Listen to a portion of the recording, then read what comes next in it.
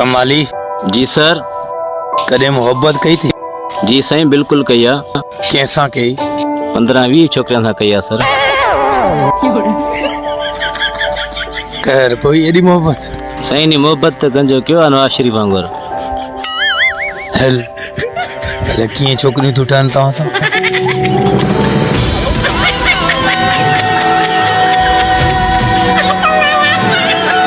अकबर जी sir. गलत चवंदा आहिनि उहे माण्हू जेके चवंदा आहिनि मोहब्बत में वफ़ा है। मोहब्बत में वफ़ा घटि दगा घणी हूंदी आहे अकबर। छा 50 जो लोड कराए थी बिना हुन छोकिरी जो तूं मथो ई खाई वई ताना हणी हणी लजी तो करी साहब छितो खणी करे मन चंपो जो हणाए त ईअं डंदरा तकलीफ़ थींदी आहे अकबर।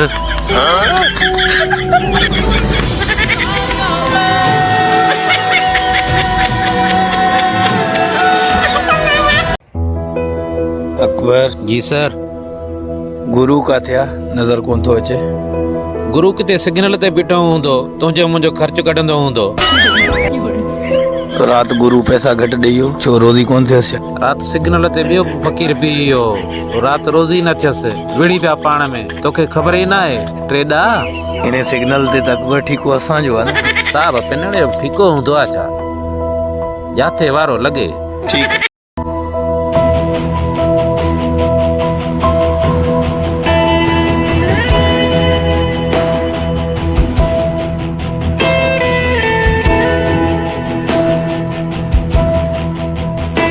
अकबर वरी छा आहे?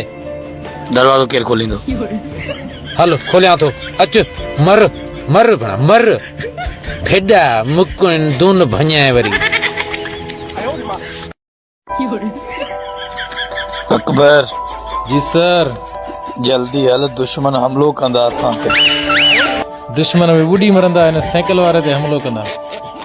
बेस्तो तो कर ॿी हिकिड़ो महिमान न न सर सर वेहो सर सर मजाक पियो कयां सर वेहो सर अलाह के मनो सर वेहो पंध न वञो सर वेहो वेहो वेहो।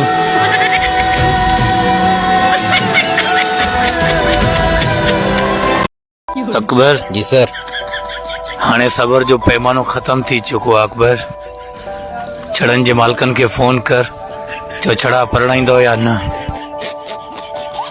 मूं वटि बैलेंस कोन्हे कॾहिं पाण बि हुनखे कॉल कंदो कर। मां त एडवांस बि वठी खाई आहियां अकबर।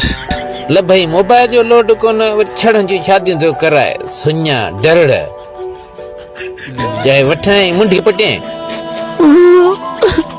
रोए थो डंदरा।